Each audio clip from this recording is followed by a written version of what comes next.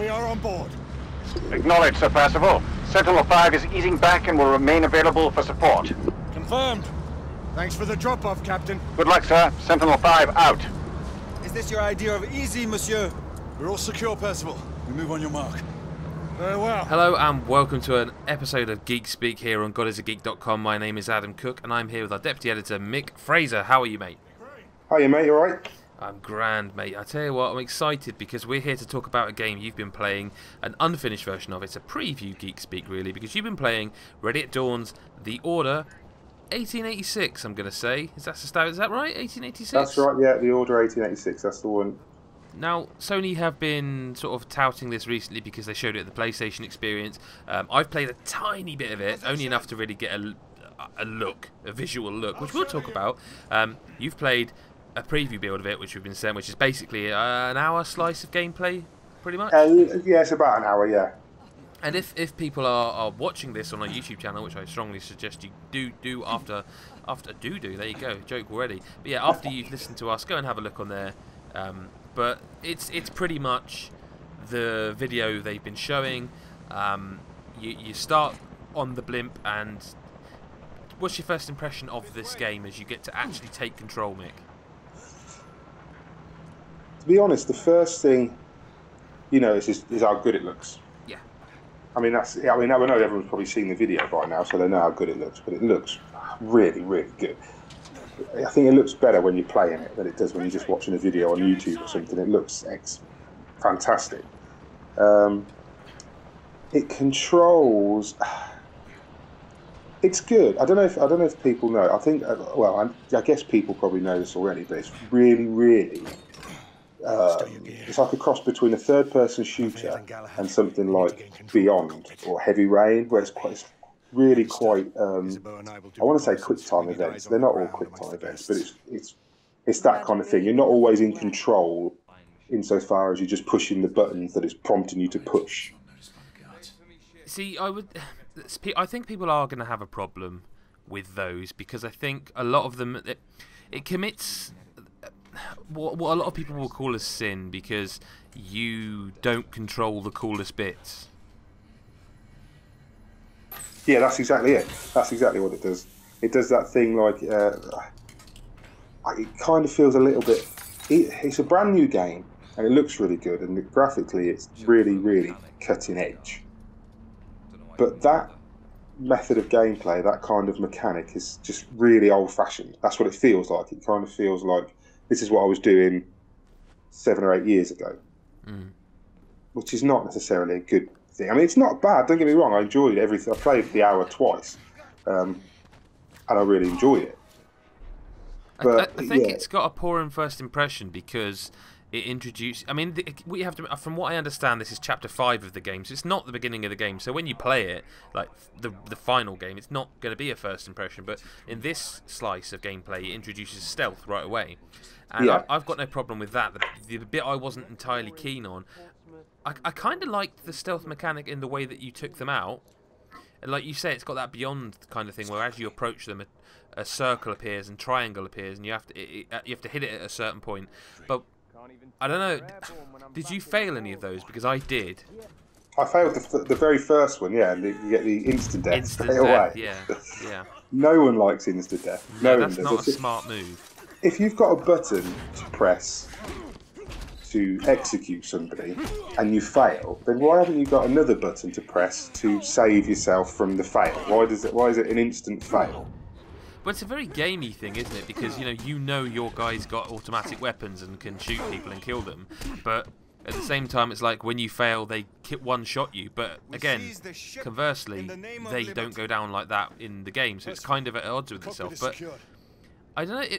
It almost. I'm trying to think what game it was that did this. But there was a game that had quick-time events where if you failed them, it changed things, but you had a second attempt at it. I can't for the life of me think which game it was though. But you know what I mean? You get a second chance at it if you fail the first time one. Yeah, I kind of remember what you're talking about. I can't remember the game either.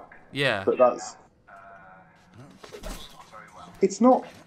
It's not necessarily. It's not particularly frustrating because the checkpoint system, it's a little bit inconsistent. Like sometimes the checkpoints are right in front of you, or sorry, right behind you, and sometimes they're sort of 5 or 10 minutes behind. So it fluctuates between annoying and not really a problem. But any kind of insta-fail thing where if you're just not paying attention, and you get that, it's like being punished for not having your full attention on the game, and that's quite irritating. Because if you've played it, you know what I'm talking about. But it's a game that you don't realise, or I didn't when I first started playing it. I didn't realise when it segued between a cutscene and gameplay. Yeah, there's a moment early on where I was doing nothing because I hadn't realised I was in control. Yeah, because the graphics are so good. I mean, they really are. And in fact, I don't think that can be overstated. Like, no, this it can't. I'm not what you would call a graphics whore. But wow, you know. I mean, I've never been a big advocate of graphics over gameplay ever. It's the last thing I worry about, really. Usually, is how a game actually looks. And I like when games have stuff in it that explodes and stuff. I like my bombast, and I like it when it's glossy, but it's not the most important thing in the world. But this game it made me forget for a little while that I was supposed to be previewing it in a critical way. I was supposed to be looking at it from a critical angle, because I was just like, wow, for about 5 or 10 minutes. Yeah. And there's that bit where you climb down the airship at the start of the demo. Yeah.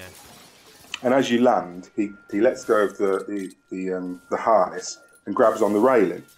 Yeah. And then I just sat and stared at the screen thinking, is it crashed? Is it frozen? And then I realised that you just had to push it and he would start moving. And I was like, shit, I didn't realise I wasn't in a cutscene. There was a nice touch as well in that section.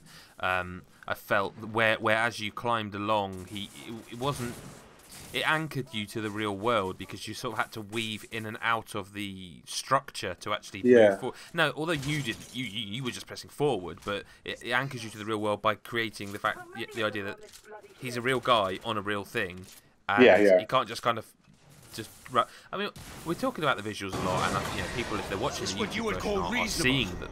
But has it played as a shooter?